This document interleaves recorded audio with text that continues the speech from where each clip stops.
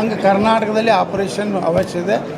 ಮುಂದಿನ ದಿವಸ ನಾನು ಈಗಾಗಲೇ ಬಿಜಾಪುರ ಸಿಟಿ ಒಳಗೂ ಸುಮಾರು 15-16 ಸಾವಿರ ಬೋಗಸ್ ಓಟಿವೆ. ಇದು ಪಾಕಿಸ್ತಾನ ಸರ್ಕಾರ ಐತ್ರಿ ಕರ್ನಾಟಕದಾಗ ಇದ್ದಿದ್ದು. ಅವ್ರಿಗೆ ಬರೀ ಅವ್ರು ಅಟ್ಟೆ ಹುಟ್ಟಬೇಕಾಗ್ಯಾವ.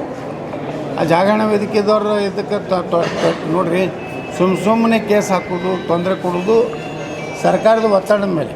ಈಗ ಪಶ್ಚಿಮ ಬಂಗಾಳದಲ್ಲಿ ಹೆಂಗೆ ಮಮತಾ ಬ್ಯಾನರ್ಜಿ ಹುಚ್ಚಿಡ್ದಂಗೆ ಮಾಡಕತ್ತಾಳ ನೋಡ್ರಿ. ಇ ಡಿ ಅವ್ರ ಮ್ಯಾಗ ಅಟ್ಯಾಕ್ ಮಾಡೋದು, ಪೊಲೀಸರ ಮ್ಯಾಗ ಅಟ್ಯಾಕ್ ಮಾಡೋದು, ತಾನೇ ಓಡೋದು, ಫೈಲ್ ತೊಗೊಂಡು ಓಡೋಗೋದು, ಇವೆಲ್ಲ ಮಾಡಿ ದೇಶದ ಜನರೋಡ ಮೋಸ ಮಾಡ್ಲಕತ್ತಾರ ತಮ್ಮ ಮತದ ಸಲುವಾಗಿ. ಈಗ ಬಾಂಗ್ಲಾದಲ್ಲಿ ಏನು ನಮ್ಮ ಹಿಂದೂಗಳ ಒಂದು ಕೊಲೆ ಸುಡ್ಲಾಕತ್ತಾರ, ದಿನಾನೂ ಒಂದು ಹತ್ಯೆ ಆಗ್ಲಾಕತ್ತದ. ಬರೇ ಮಾಧ್ಯಮಗಳಲ್ಲಿ ಕಡಿಮೆ ಬರ್ತದೆ. ಆದರೆ ಇದನ್ನೆಲ್ಲ ನೋಡಿದ ಮ್ಯಾಗ ನಾವು ಜಾಗೃತಿ ಆಗದೇ ಇದ್ದರೆ ಬಾಂಗ್ಲಾದೇಶಿಯವರು ರೋಹಿಂಗ್ಯಾಗಳಂದ್ರೆ ಇಡೀ ಜಗತ್ತಿನಾಗ ಅತ್ಯಂತ ನೀಚ ವರ್ಗ. ಅವ್ರು ಎಲ್ಲದಕ್ಕೂ ಹೆಸರಿಲ್ಲ ರೋಹಿಂಗ್ಯಾಗಳು. ಅದಕ್ಕೇ ಅಲ್ಲಿ ಬರ್ಮಾದಲ್ಲಿ ಅಲ್ಲಿ ಒಬ್ಬ ಬೌದ್ಧ ಭಿಕ್ಷುಕ ಅವ ಇಡೀ ಕಿಟ್ಟಿಯನ್ನು ಹೊರಗೆ ಹಾಕದ. ಇವರೆಲ್ಲ ತಾಯ್ಗಂಡ್ರು ದೇಶದ್ರೋಹಿಗಳು. ಈ ದೇಶದ ಅನ್ನ ತಿಂತಾರೆ. ಪಾಕಿಸ್ತಾನ ಬಾಂಗ್ಲಾದೇಶ ಪರವಾಗಿ ಹೊತ್ತು ಇಲ್ಲಿ ಉಗ್ರ ಚಟುವಟಿಕೆಗಳಿಗೆ ಎಲ್ಲ ಸಪೋರ್ಟ್ ಮಾಡ್ತಾರೆ ರೋಹಿಂಗ್ಯಾಗಳು. ಇದು ನಮ್ಮ ದೇಶಕ್ಕೆ, ನಮ್ಮ ಸನಾತನ ಧರ್ಮಕ್ಕೆ ಭಾಳ ದೊಡ್ಡ ಕೂತಿದೆ. ಅದಕ್ಕೆ ಇವ್ರನ್ನ ಎಲ್ಲ ಕಡೆ ಎಲ್ಲೆಲ್ಲದಾರೆ ಇವ್ರನ್ನ ಹೊರಗೆ ಹಾಕೋ ಕೆಲಸ ಆಗಲೇಬೇಕು. ಇದು ಪಾಕಿಸ್ತಾನ ಸರ್ಕಾರ ಐತ್ರಿ ಕರ್ನಾಟಕದಾಗ ಇದ್ದಿದ್ದು. ಅವ್ರಿಗೆ ಬರೀ ಅವ್ರು ಅಟ್ಟೆ ಹುಟ್ಟಬೇಕಾಗ್ಯಾವ. ಆ ಜಾಗರಣ ವೇದಿಕೆದವ್ರು ಇದಕ್ಕೆ ನೋಡಿರಿ, ಸುಮ್ಮನೆ ಕೇಸ್ ಹಾಕೋದು, ತೊಂದರೆ ಕೊಡೋದು ಸರ್ಕಾರದ ಒತ್ತಡದ ಮೇಲೆ. ಆ ಕೆಲಸ ಈ ಸರ್ಕಾರಕ್ಕೆ ಭಯ ಇದೆ.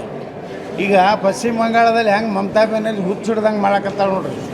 ಇ ಡಿ ಅವ್ರ ಮ್ಯಾಗ ಅಟ್ಯಾಕ್ ಮಾಡೋದು, ಪೊಲೀಸರ ಮ್ಯಾಗ ಅಟ್ಯಾಕ್ ಮಾಡೋದು, ತಾನೇ ಓಡೋದು, ಫೈಲ್ ತೊಗೊಂಡು ಓಡೋಗೋದು, ಇವೆಲ್ಲ ಮಾಡಿ ದೇಶದ ಜನರೋಡ ಮೋಸ ಮಾಡ್ಲಕತ್ತಾರ ತಮ್ಮ ಮತದ ಸಲುವಾಗಿ. ಈಗ ಬಾಂಗ್ಲಾದಲ್ಲಿ ಏನು ನಮ್ಮ ಹಿಂದೂಗಳ ಒಂದು ಕೊಲೆ ಸುಡ್ಲಾಕತ್ತಾರ, ದಿನಾನೂ ಒಂದು ಹತ್ಯೆ ಆಗ್ಲಾಕತ್ತದ. ಬರೇ ಮಾಧ್ಯಮಗಳಲ್ಲಿ ಕಡಿಮೆ ಬರ್ತದೆ. ಆದರೆ ಇದನ್ನೆಲ್ಲ ನೋಡಿದ ಮ್ಯಾಗ ನಾವು ಜಾಗೃತಿ ಆಗದೇ ಇದ್ದರೆ ಬಾಂಗ್ಲಾದೇಶಿಯವರು ರೋಹಿಂಗ್ಯಾಗಳಂದ್ರೆ ಇಡೀ ಜಗತ್ತಿನಾಗ ಅತ್ಯಂತ ನೀಚ ವರ್ಗ. ಅವ್ರು ಎಲ್ಲದಕ್ಕೂ ಹೆಸರಿಲ್ಲ ರೋಹಿಂಗ್ಯಾಗಳು. ಅದಕ್ಕೇ ಅಲ್ಲಿ ಬರ್ಮಾದಲ್ಲಿ ಅಲ್ಲಿ ಒಬ್ಬ ಬೌದ್ಧ ಭಿಕ್ಷುಕ ಅವ ಇಡೀ ಕಿಟ್ಟಿಯನ್ನು ಹೊರಗೆ ಹಾಕದ. ಈಗ ಅವರೇ ಬಂದು ರೋಹಿಂಗ್ಯಾಗಳೇ ಬಂದು ಇಲ್ಲಿ ಹೌದು ಇವತ್ತು ಇವತ್ತು ಜಮ್ಮು ಕಾಶ್ಮೀರ್ನಲ್ಲಿನೂ ಅವರೇ ಅದಾರೆ ಲಕ್ಷಾಂತರ. ಇವ್ರು ಏನು ಮಾಡ್ತಾರೆ, ಇವ್ರನ್ನೆಲ್ಲ ಕರ್ಸ್ಕೋತಾರೆ. ಮತ್ತು ನಮ್ಮ ದುರ್ದೈವ ಅಂದ್ರೆ, ನಮ್ಮ ಜನರದ್ದು ಒಂದು ದುರ್ದೈವ ಏನಂದ್ರೆ ಅವ್ರಿಗೆ ಕಡಿಮೆ ಪಗಾರನಾಗ ಸಿಗ್ತಾರೆ ಅನ್ನೋದು ಒಂದೈತಿ. ಇವು ನೋಡ್ರಿ, ನೀವು ಕೊಡಗುದಾಗ ಹೋದ್ರೆ ಮೊನ್ನೆ ನಮ್ಮ ಈ ಕುಮಾರ್ ಬಂಗಾರಪ್ಪ, ರಮೇಶ್ ಜಾರಕಿಹೊಳಿ ಅವರು ಎಲ್ಲ ಒಂದು ಟೀಮ್ ಹೋಗಿದ್ರು ಕೊಡವಿಗೆ. ಅವ್ರು ಹೇಳಕತ್ತಿದ್ರು ಎಲ್ಲ ಕಾಫಿ ಸ್ಟೇಟ್ನಾಗೇ ಅವರೇ ನೌಕರಿ ಇದು ಅದಾರ ದುಡಿಯೋರು ರೋಹಿಂಗ್ಯಾಗಳು.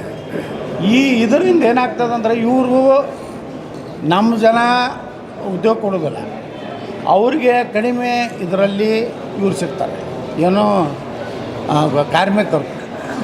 ಹೀಗಾಗಿ ಅವ್ರು ಒಂದಿಲ್ಲ ಒಂದು ದಿವಸ ಅವರು ಮೆಜಾರಿಟಿ ಆದರೆ ಈ ಕಾಫಿ ಸ್ಟೇಟು ಕಸ್ಕೋತಾರೆ ಅನ್ನೋದು ಬುದ್ಧಿನೂ ಇಲ್ಲ ನಮ್ಮಲ್ಲಿ ಇಂಡಸ್ಟ್ರಿಯಲ್ ಏನಾದರೂ ಸಿಕ್ಕಿದ್ರಲ್ಲ ಹೌದು ರೀ. ಈ ಹಿಂದೆ ಕೂಡ ಸಿಕ್ಕಿಲ್ಲ. ಇನ್ನೂ ಅನೇಕ ಜನ ಆ ರೀತಿ ಇಲ್ಲ, ಭಾಳ ಅದಾರ ಇಲ್ಲಿ. ಅವ್ರಿಗೆ ಒಂದು ರಕ್ಷಾ ಕವಚ ಐತಿ ಅವ್ರ ಏರಿಯಾದಾಗ. ಜುಮ್ಮಾ ಮಸ್ತಿ ಒಳಗೆ ರಕ್ಷಾ ಕವಚದಾಗ ಇರ್ತಾರೋ, ಯಾರು ಹೊರಗೆ ಅಲ್ಲಿ ಯಾರು ಹೋಗೋ ಪರಿಸ್ಥಿತಿನೇ ಇಲ್ಲ. ಒಂದೊಂದು ಹಿಂಗಾಗ್ಬಿಟ್ಟು ಏರಿಯಾಗಳು, ನೀವು ಒಳಗೆ ಹೋದ್ರೆ ಹೊರಗೆ ಬರೋದೇ ಇಲ್ಲ. ಅಲ್ಲೂ ಕೆ ಜೆ ಹಳ್ಳಿ ಡಿ ಜೆ ಹಳ್ಳಿದು ಅದೇ ಪ್ರಕರಣ. ನಮ್ಮವರು ಸರಿಯಾಗಿ ಹ್ಯಾಂಡ್ಲಿಂಗ್ ಮಾಡಲಿಲ್ಲ. ನೋಡಿದ್ರಲ್ಲ ಹುಬ್ಬಳ್ಳಿ ಪೊಲೀಸ್ ಸ್ಟೇಷನ್ಗೆ ಬೆಂಕಿ ಹಚ್ಚಿದ್ರು. ಪೊಲೀಸ್ ಜೀಪ್ ಮ್ಯಾಗೆ ನಿಂತು ಇದು ಮಾಡಿದ್ರು. ಅವರಿಗೆ ಒಂದು 4 ಹೊಡೆದಿದ್ರೆ ಬರೀ ಉಗ್ರ ಕ್ರಮ ಕೈ ಕೊಡ್ತೀನಿ ಅಂದೇ. ವಾದಿಗಳು ಹೆಚ್ಚಾಗ್ಯಾರ, ಉಗ್ರ ಕ್ರಮ ಕೈ ಕೊಡ್ತೀನಿ ಅಂದಿದ್ದಕ್ಕೆ. ಸರ್, 12ನೇ ತಾರೀಕಿಗೆ ಮತ್ತೊಂದು ಸರಿ ಈಗ ಲಿಂಗಾಯತ ಪಂಚಮೀಶ್ವರ ಸ್ವಾಮಿಗಳು ಬರ್ತಾರೆ. ಮತ್ತೊಂದು ಸರಿ ಪೂಜೆಯನ್ನು ಮಾಡ್ತಾರೆ, ಉದ್ಘಾಟನೆಯನ್ನು ಮಾಡ್ತಾರೆ. ಏನು ಮಾಡ್ತಾರೆ? ನಿನ್ನೆ ಸಿದ್ದರಾಮಯ್ಯನವರು ಉದ್ಘಾಟನೆ ಮಾಡಿದ್ದಾರೆ. ಅದು ಕರ್ನಾಟಕ ಸರ್ಕಾರದ ಆಸ್ತಿ, ಈಗ ಸಮಾಜದ ಆಸ್ತಿ ಅಲ್ಲ. ಮುಗೀತು. ನಿನ್ನೆಗೆ ನೀವು ಮೂರ್ತಿ ಕೊಟ್ಟಿರಿ ಅಟ್ಟೆ ಸಮಾಜದಿಂದ, ಅದೆಲ್ಲ ಸರ್ಕಾರದ ಐತದು. ಅಲ್ಲಿ ಯಾರದೇ ಅಧಿಕಾರ ನಡೆಯೋದಿಲ್ಲ.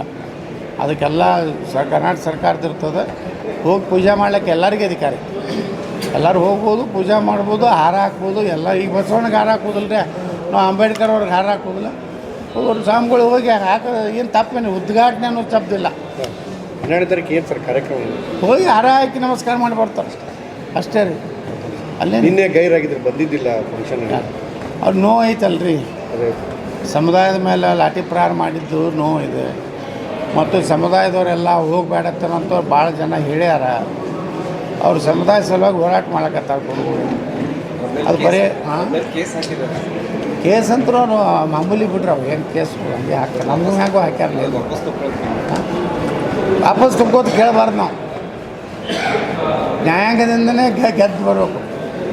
ವಾಪಸ್ ತಗೋರಿ, ನಾ ಇನ್ನು ಮುಂದೆ ಜಗಳಾಡೋದಿಲ್ಲ, ನಾವು ಯಾವ ಹೋರಾಟ ಮಾಡೋದಿಲ್ಲ ಅಂದ್ರೆ ಮತ್ತೆ ಯಾಕೆ ಮಾಡ್ಬೇಕು, ಮನ್ಯಾಗ ಕೊಂಡಿರ್ಬೇಕು ಆರಾಮ. Yes sir, thank you sir. ಮಾಡಿ ಸಾಕ್ಷಿ ಸಮೇತ ಅವ್ರು ಸಿಕ್ಕೊಂಡ್ಬಿಟ್ಟು ಬಂದಿದ್ರು. ನೋಡಿರಿ, ಲಕ್ಷಾಂತರ ಜನ ಇವತ್ತು ನೋಡ್ರಿ, ಪಶ್ಚಿಮ ಬಂಗಾಳ, ತಮಿಳುನಾಡು ಎಲ್ಲ ಕಡೆ ಈ SIR ಮಾಡ್ಲಕತ್ತಾನ ಹಿಡಿದು ಇವರೆಲ್ಲ ತಾಯ್ಗಂಡ್ರು ದೇಶದ್ರೋಹಿಗಳು. ಈ ದೇಶದ ಅನ್ನ ತಿಂತಾರೆ. ಪಾಕಿಸ್ತಾನ, ಬಾಂಗ್ಲಾದೇಶ ಪರವಾಗಿ ಇವತ್ತು ಇಲ್ಲಿ ಉಗ್ರ ಚಟುವಟಿಕೆಗಳಿಗೆ ಎಲ್ಲ ಸಪೋರ್ಟ್ ಮಾಡ್ತಾರೆ ರೋಹಿಂಗ್ಯಾಗಳು. ಇದು ನಮ್ಮ ದೇಶಕ್ಕೆ, ನಮ್ಮ ಸನಾತನ ಧರ್ಮಕ್ಕೆ ಭಾಳ ದೊಡ್ಡ ಕೂತಿದೆ. ಅದಕ್ಕೆ ಇವ್ರನ್ನ ಎಲ್ಲ ಕಡೆ ಎಲ್ಲೆಲ್ಲದಾರೆ ಇವ್ರನ್ನ ಹೊರಗೆ ಹಾಕೋ ಕೆಲಸ ಆಗಲೇಬೇಕು. ಅದಕ್ಕೆ ಇವತ್ತು ಬೆಂಗಳೂರಿನಲ್ಲಿ ಬರೀ ಜಮೀರ್ ಅಹ್ಮದ್ ಖಾನ್ ಕ್ಷೇತ್ರದಲ್ಲಿ ಸುಮಾರು 15-20 ಜನ ಬಾಂಗ್ಲಾಗಳದಾರ. ಇವರೆಲ್ಲ ಹೆಂಗೆ ಆರಿಸಿ ಬರ್ತಾರಂದರೆ ಇದೇ ಕಾರಣದಿಂದ. ನಮ್ಮ ಹಿಂದೂಗಳು ಹೋಗಿ ಓಟ್ ಹಾಕೋದಿಲ್ಲ. ಇವೆಲ್ಲ ಫೇಕ್. ಇವತ್ತು ಅವ್ರಿಗೆ ಆಧಾರ್ ಕಾರ್ಡ್ ಮಾಡಿಕೊಟ್ಟಾರ, ಮತದಾರ ಆಗ್ಯಾರ. ಇಷ್ಟೆಲ್ಲ ಮಾಡಿನೂ ಒಂದು ಮೊನ್ನೆ ಯಾವುದೋ ವಿಡಿಯೋ ನೋಡಿದೆ, ಆಟೋ ನೋಡಿಸ್ತಾರೆ. ಅವರು ನಮ್ಮ ದೇಶದ ವಿರುದ್ಧ ಮಾತಾಡ್ತಾರೆ. ಅಂಥ ಕಾಲದಲ್ಲಿ ಇದನ್ನೆಲ್ಲ ಸ್ಕ್ರೀನಿಂಗ್ ಮಾಡಿ, ಈಗ ಹೆಂಗೆ ಆಸಾಮದಲ್ಲಿ ಕ್ಲೀನ್ ಮಾಡ್ಲಕತ್ತಾರಲ್ಲ, ಪೂರ್ತಿ ಆಸಾಮದಲ್ಲಿ ಎಲ್ಲ, ಪಶ್ಚಿಮ ಬಂಗಾಳದಲ್ಲಿ ಎಲ್ಲ ಬಾಂಗ್ಲಾದೇಶನ ಹೊರಗೆ ಹಾಕ್ಲಕತ್ತಾರಲ್ಲ, ಹಂಗೆ ಕರ್ನಾಟಕದಲ್ಲಿ ಆಪರೇಷನ್ ಅವಶ್ಯ ಇದೆ. ಮುಂದಿನ ದಿವಸ ನಾನು ಈಗಾಗಲೇ ಬಿಜಾಪುರ ಸಿಟಿ ಒಳಗೂ ಸುಮಾರು 15-16 ಸಾವಿರ ಬೋಗಸ್ ಓಟಿವೆ. ಅದನ್ನು ಇವತ್ತು ನಾನು ಮೊನ್ನೆ DC ಅವ್ರಿಗೆ ಹೋಗಿ 16,000 ಹೆಸರು ಸಹಿತ ಕೊಟ್ಟು ಬಂದೀನಿ. ಅವ್ರೇನು ಹೇಳಿದ್ರು DC ಅವ್ರು, ಇಲ್ಲ ಸರ್ ಇನ್ನೊಂದು ತಿಂಗಳಲ್ಲಿ ನಾವು SIR ಚಾಲೂ ಮಾಡ್ತೀವಿ, ಅದರಲ್ಲಿ ತಾನೇ ಕ್ಲೀನಪ್ ಆಗ್ತದೆ ಅಂತ ಹೇಳಿದ್ದಾರೆ. ನಾ ಈ ಬಿಜಾಪುರ ನಾಗರಿಕರಿಗೂ ವಿನಂತಿ ಮಾಡ್ಕೊತೀನಿ, ನಿಮ್ಗೆ ಸಂಶಯಾಸ್ಪದ ಯಾವುದೇ ವ್ಯಕ್ತಿಗಳು ಮನೆ ಬಾಡಿಗೆಗೆ ಬಂದರೆ, ಅಲ್ಲಿ ಅಡ್ಡಾಡ್ತಾ ಇದ್ದರೆ, ಅವ್ರು ಯಾವುದಾದ್ರೂ ದೇಶ ವಿರೋಧಿ ಚಟುವಟಿಕೆ ಮಾಡ್ತಾಯಿದ್ರೆ, ನಮ್ಮ ದೇವಸ್ಥಾನಗಳ ಮೇಲೆ ಏನಾದರೂ ಅವರು ಮುಂದಿನ ದಿವಸಗಳಲ್ಲಿ ಪ್ಲ್ಯಾನ್ ಇಟ್ಟು, ಯಾಕಂದ್ರೆ ಮೊನ್ನೆ ಹೋದ ವರ್ಷ ನಮ್ಮ ಗಣಪತಿ ಸರ್ಕಲ್ನಲ್ಲಿ ಉದ್ದೇಶಪೂರ್ವಕ ಕಲ್ವಿಗೆ ಅಂಥದ್ದು ಮಾಡಿದ್ರು. ಈ ರೀತಿ ಏನು ಅದಾರ ಅದು ನಮ್ಮ ನಾಗರಿಕರು. ನಿಮ್ಗೆ ಧೈರ್ಯ ಇರಲಿಲ್ಲ ಅಂದರೂ ನಮ್ಮ ಏನು MLA ಆಫೀಸದು ವಾಟ್ಸಪ್ ಇದೆ, ವಾಟ್ಸಪ್ಪಿಗೆ ನೀವು ಎಲ್ಲೆಲ್ಲಿ ಸಮಸ್ಯೆ ಇರುವಂಥದ್ದು ಮಾಹಿತಿ ಕೊಟ್ಟರೆ ನಾವು ಅದನ್ನು ಸರಿಯಾದಂಥ ನಮ್ಮ ಪೊಲೀಸ್ ಇಲಾಖೆಗೆಲ್ಲ ತಿಳಿಸಿ ಅಂಥವ್ರನ್ನೆಲ್ಲ ಐಡೆಂಟಿಫಿಕೇಷನ್ ಮಾಡಿ ನಾವು ಹೊರಗೆ ಹಾಕಲೇಬೇಕು. ಹಾಕದೇ ಇದ್ದರೆ ಭಾರತ ಉಳಿಲಿಕ್ಕೆ ಸಾಧ್ಯ ಇಲ್ಲ. ಅಂಥ ಒಂದು ಭಯಾನಕ ಪರಿಸ್ಥಿತಿ ಇವತ್ತು ದಿಲ್ಲಿಯಲ್ಲಿ ನೋಡ್ತಾ ಇದ್ದೀವಿ, ಕಲ್ಕತ್ತಾದಲ್ಲಿ ನೋಡ್ತಾ ಇದ್ದೀವಿ. ಇವತ್ತು ಬಿಜಾಪುರನೂ ದೂರಿಲ್ಲ. ಅದಕ್ಕೆ ನಾವು ವಿನಂತಿ ಮಾಡ್ಕೊತೀವಿ. ಸರ್ ಬೆಂಗಳೂರಲ್ಲಿ ಬಾಂಗ್ಲಾ